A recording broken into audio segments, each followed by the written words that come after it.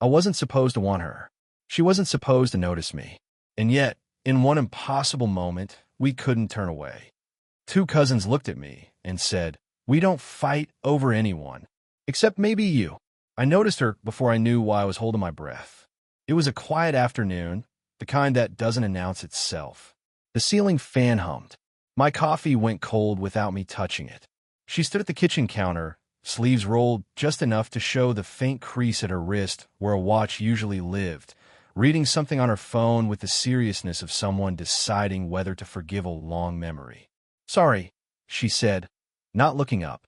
I lose time when I read. It wasn't an apology. It was a habit. She was older, mid-40s, maybe more, and the years sat on her gently, like they'd learned to behave around her. Nothing about her tried to be impressive. She moved with a careful confidence, as if she'd already survived the parts of life that make people loud.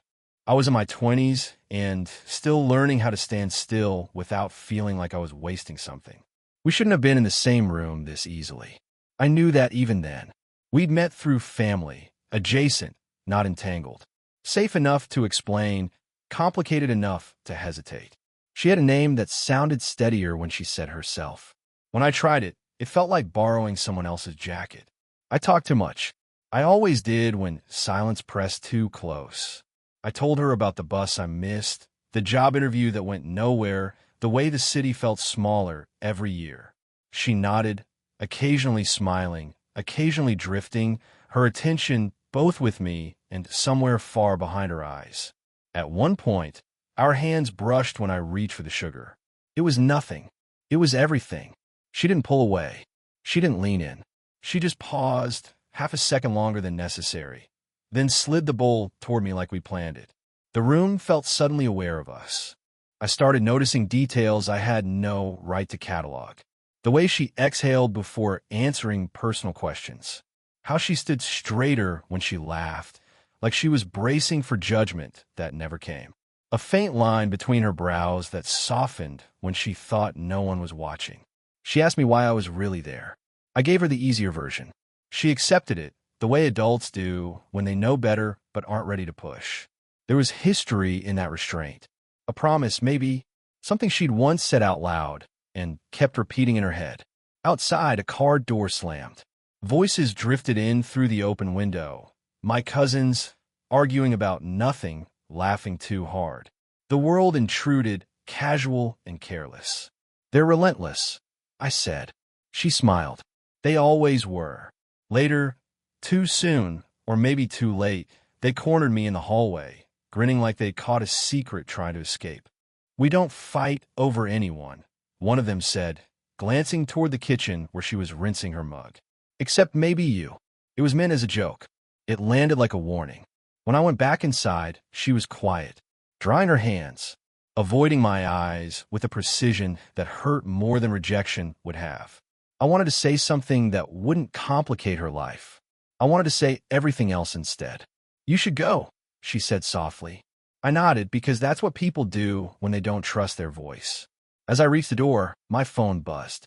A message from her. Just 3 words. "Don't disappear tonight." I turned. She was watching me now, really watching. And in that look was the shape of all the moments we hadn't lived yet, waiting. I didn't disappear.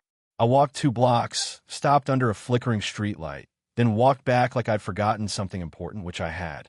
She was sitting on the couch when I returned, lights dimmer now, one lamp on like a compromise. Her shoes were off. That felt intimate in a way I wasn't prepared for. "I thought you left," she said. I tried. She nodded, as if that explained everything. Maybe it did. We didn't sit close. That was the first rule we never agreed on, but both followed. The space between us was deliberate, almost respectful. Still, I could feel her there, like heat you don't touch but can't ignore. She told me she'd been married once. Not dramatically, just stated it, the way you mention an old address. 10 years, a house that always felt slightly too quiet, a man who wasn't cruel, just absent in the specific way that makes you start talking to yourself. They'd ended it politely. Lawyers, apologies, a promise to stay friends that faded without a fight. "I got very good at not wanting things," she said, staring at her hands. "It's a skill." I laughed before I meant to. It came out wrong, too sharp. I'm terrible at that. She glanced at me, something almost like relief crossing her face, as if my honesty had lowered the bar enough for her to step over it. I told her about my last relationship, how I'd stayed longer than I should have because leaving felt like admitting failure, how I still check my phone for someone who had moved on cleanly. I didn't tell her that lately my phone had only been heavy when it was quiet. The risk sat between us, fully dressed. The age gap, the way people would tilt their heads when they did the math. The fact that she knew my cousins well enough to imagine the fallout. The promise she'd made, to herself, to the idea of staying uncomplicated. She stood to refill her glass. When she passed, her sleeve brushed my arm. This time, neither of us pretended it was accidental. Sometimes, she said, not turning around, I think wanting the wrong thing feels worse than never wanting at all. I watched her back, the steadiness of her shoulders, the pause before she breathed again. I don't feel wrong, I said. It wasn't a confession. It was a risk. She turned then, really turned, close enough that I could see the faint scar near her collarbone, the one she'd never mentioned. Her eyes searched my face like she was looking for something irresponsible enough to blame. You don't, she said quietly. That's the problem. The room felt too small for all the things we weren't saying. A car passed outside. Someone laughed in the distance. Life continued careless. She reached out, not to my face, not to my hand, but to the sleeve of my jacket, pinching the fabric like she needed to be sure it was real. For a moment, neither of us moved. Then she let go. I hadn't realized how fast the evening had slipped by until I heard the soft click of the front door. Someone wasn't supposed to be home yet. My heart thudded. She froze mid-step, glass in hand, the faintest frown crossing her forehead. "Mom," came a voice from the hall, light, unassuming, entirely the wrong person to walk in now. She cursed under her breath. Not out loud, not enough for me to hear fully, but sharp enough to make the hairs on my neck rise. Just me," she said smoothly, turning toward the voice with a smile that didn't reach her eyes. Her hand tightened on the glass, knuckles whitening. I stepped back instinctively, though I had nowhere to go. The apartment suddenly felt smaller, tighter, like someone had pressed play on all the wrong memories at once. It wasn't her kid, her adult daughter, married, in town unexpectedly. That was the shock. She lingered in the doorway, suitcase at her side, scanning the room with that perceptive glance that made me feel exposed. "Oh," she said lightly, "I didn't know you'd be here." Her mother, or aunt, or some other carefully labeled family hadn't noticed me. Not yet, but the tension was enough to make my throat dry. I wanted to move closer to her, to reach for her hand, to make some silent claim that we existed in the space between intrusion and chaos. But I couldn't. We exchanged a glance, loaded with all the small confessions we hadn't said aloud. Eyes that promised nothing and everything at once. "Coffee?" she asked suddenly, voice sharper, braver than I expected. "It's still warm." She hesitated, the invitation hanging. My pulse jumped. I could have said yes. We could have ended up laughing, sitting close, the kind of closeness that matters in quiet rooms. But the doorway yawned behind us like a warning. I swallowed. Sure. We moved to the kitchen slowly, glancing back at the doorway, as if it might swallow us whole. Silence became louder. She leaned against the counter, arm brushing mine. Not enough to startle, not enough to comfort, just enough to make my stomach tighten. "I shouldn't," she started, then stopped. "Shouldn't what?" I asked. Her eyes flicked toward mine, then away, down to the tile floor, then back. "Anything," she whispered, a tremor in her voice she tried to mask. I wanted to argue. I wanted to tell her that the world outside could wait. But the knock in my chest, the risk, the guilt, the impossible pull, kept me silent. Her daughter stepped into the kitchen finally, still oblivious, and I felt it. The weight of the line we weren't supposed to cross, the shadow of consequences pressing in from every corner. We were inches apart, close enough that I caught the faint scent of her perfume, the warmth of her hand when it grazed my arm. Too close for comfort. She looked at me, and for a heartbeat, everything in the apartment, the noise, the judgment, the rules, slipped away. Then her phone buzzed. She glanced at it, startled, and I caught the flicker of something unspoken in her eyes. We didn't move, didn't speak, just stood there, tethered to each other by a tension neither of us wanted to release, yet couldn't resist. And in that silence, the air between us crackled with a question neither dared voice. The apartment felt smaller than ever. Evening shadows had grown long, stretching across the floor like they were reaching for us, pressing in with every second. I could hear my own heartbeat, loud enough that I thought she might hear it too. She was sitting on the edge of the couch, one leg tucked under her, hands wrapped around a mug she hadn't touched. I stood near the doorway, pacing like a man unsure if he should stay or run. "I saw him today," she said suddenly. "Not my cousins, not a friend, a man from her past, someone she hadn't mentioned until now." Her voice was quiet, even, but her fingers gripped the mug like it was holding her together. "Who?" I asked, but my voice came out tighter than I wanted. "Does it matter?" She didn't meet my eyes. She never did when the weight of her past pressed too hard. Reminded me that some mistakes don't go away. I swallowed, remembering all the times I tried to ignore the boundary between us, all the quiet moments that had grown louder in the absence of her confession. And now jealousy rose, sudden and sharp, a panic I didn't expect. You don't think about him anymore, right?" I asked. The words were a whisper, almost desperate. She flinched, a micro-expression that lasted less than a second, but burned in my memory. "I think about him," she admitted, voice soft, "but I think more about things I've lost." I wanted to close the distance, to reach for her, to press her into the safety of my arms, to tell her that what we were feeling, this forbidden pull, it mattered more than anything else. But I stopped, because rules existed, because the world would judge, because she'd asked me not to disappear, but never promised what would happen if I stayed. Her eyes flicked toward the window, and I realized she was holding herself back as much as I was. There was fear there, fear of giving in, fear of wanting, fear of the chaos we would bring into lives we didn't fully own. I started, then froze. Words failed me. Desire, guilt, longing, they tangled in my chest until I couldn't breathe. She stood suddenly, like a coiled spring released. "Why do you stay?" she demanded, voice breaking. "Why are you still here when—" She stopped, swallowed, and her lips pressed into a thin line. "Because I can't leave," I admitted.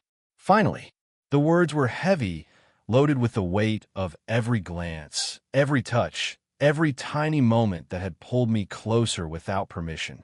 Her face softened for a moment, almost unbearably so, and then a flicker of panic crossed her features. She stepped closer, just a fraction, too small to bridge the gap, yet too much to ignore. We were inches apart, so close that I could see the rapid flutter of her pulse at her neck, so close that I could feel her breath against my skin, so close that the air itself seemed to hold its breath with us. And then the doorbell rang. It was sharp, unexpected, a knock on reality that neither of us wanted. She jumped slightly, her hand brushing mine in passing, lingering just a fraction too long to be accidental. "Esther here." She stared back. The tension in the room didn't dissolve. It only grew, ready to explode. I wanted to reach for her, wanted to close the space, wanted to erase the hesitation. But someone outside was waiting, and whatever happened next, nothing would be the same. The doorbell wasn't meant to be an ending. It was a beginning I hadn't seen coming. I opened the door, expecting maybe a delivery, a stray neighbor. Instead, it was my cousin, smiling that careless grin that always made trouble feel inevitable. "Hey," he said, stepping in without waiting for an invitation. "I thought I'd drop by." I froze. Behind him, the shadow of another figure moved. Her daughter. Both of them had seen us in ways I wasn't ready to explain. My chest tightened, a mix of panic and guilt twisting inside me. She appeared behind me in the living room, eyes wide but unreadable. She began, then stopped. "Don't," I said, not out of anger, but because anything I said would make it worse. My cousin laughed, oblivious. "You two look funny, like you got secrets, big secrets." His eyes flicked between us, teasing but sharp enough to cut. Her hand brushed mine as she moved past, subtle, silent, a claim we weren't allowed to make in words. I wanted to grab it, wanted to hold it, but the room was crowded now with expectation and observation, and I couldn't. I didn't expect you tonight, she said quietly, voice just above a whisper. Yeah, well, I muttered awkwardly, surprises happen. Her eyes narrowed slightly. She knew I was lying. I knew she knew I was lying. That was worse than being caught outright. Then the twist landed like a stone in water. My cousin smirked, leaning closer. By the way, I think your mom, or is it aunt, overheard you two talking last week. The words hung like smoke. Overheard. Every glance, every fleeting touch, every soft confession recorded in someone else's memory. She stiffened, mug trembling in her hands. A flush crept up her neck. It wasn't, she started, then stopped. I know, I whispered, stepping closer, ignoring the crowd. It wasn't meant to be. I paused, unsure how to finish the sentence. Seen? Her hand twitched near mine, almost like she wanted to reach for me, almost like she couldn't. Her eyes searched mine, frantic but fragile. My cousin laughed again, oblivious, before finally moving toward the door. Just thought you should know. And just like that, the room emptied of spectators, leaving us alone with the echo of exposure. We didn't speak. The air between us was thick, electrified. I could feel her pulse through the thin fabric of her sleeve, her gaze refusing to leave mine. She took a tentative step closer, her voice barely audible. Do you still want this? I swallowed hard, my throat tight. Every rational thought screamed that we shouldn't, that the risks had multiplied tenfold. But desire, that stubborn, impossible desire, pressed me forward. I do, I said, almost without thinking. Her lips parted slightly, a shiver passing through her shoulders. But then she turned away, wrapping her arms around herself, like shielding from a storm she couldn't stop.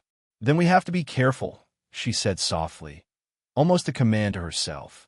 I nodded because that was the only thing we could do, navigate the truth that had suddenly become dangerous, fragile, and utterly impossible to ignore. And yet, despite the risk, despite the exposure, despite everything, there was a pulse between us that neither distance nor disclosure could kill. The apartment was quiet again, but it wasn't peaceful.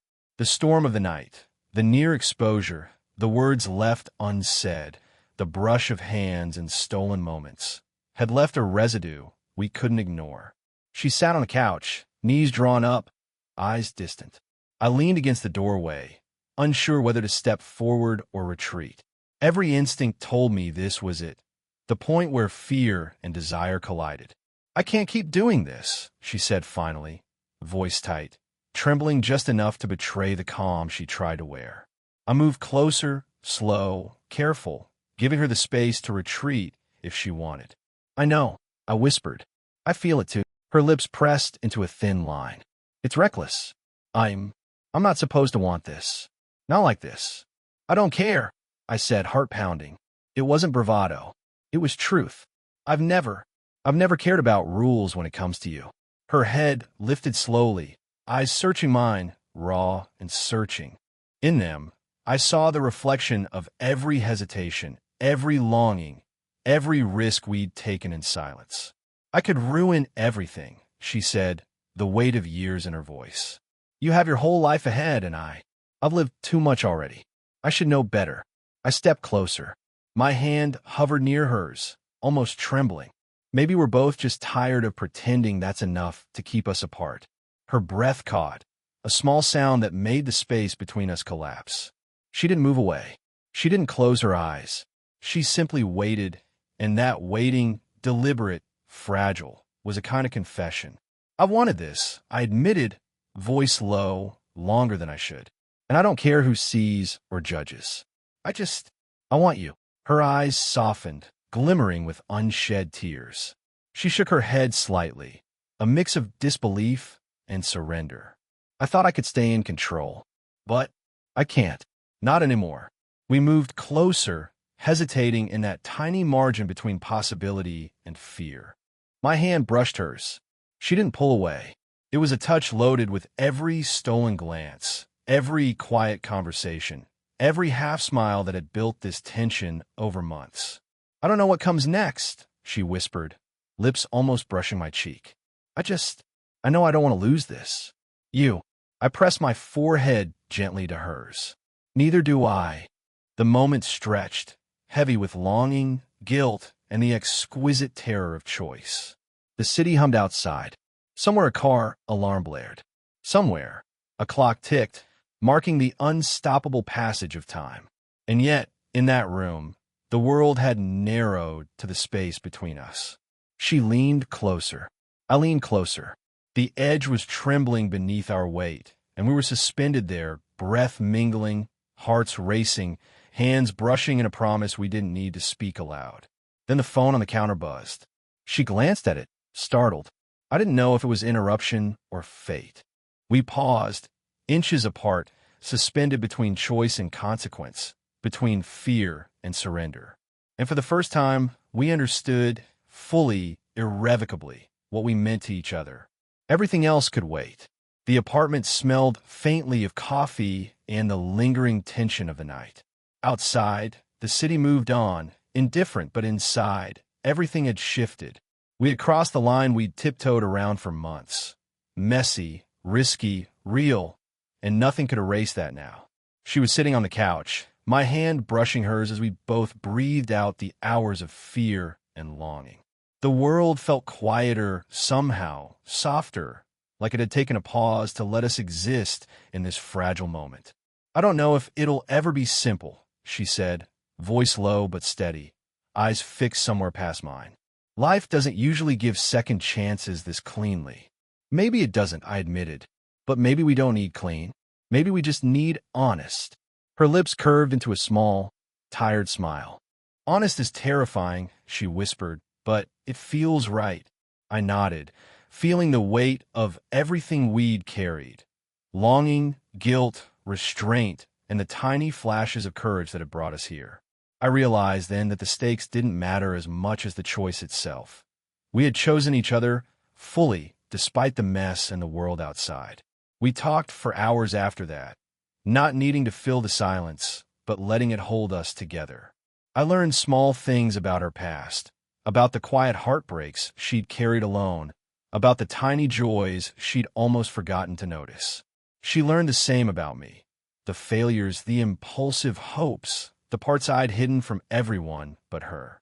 There was laughter, too, soft, awkward, inevitable, the kind that sneaks up after fear. And when she rested her head on my shoulder, I felt a steady, human certainty that had nothing to do with rules or logic. When the night finally deepened, we didn't rush to define the future. We didn't need promises written in stone. We only needed this, each other, present, aware, unafraid to acknowledge what we wanted. At some point, the phone buzzed again, another reminder that the outside world existed. But this time, neither of us flinched. We didn't have to. We had each other, and the moment we had claimed for ourselves. I looked at her and smiled, and she smiled back, that small curve of lips that carried years of wisdom, restraint, and finally surrender. I realized that love didn't have to be perfect. It only had to be felt fully, even when it was messy, even when it was risky.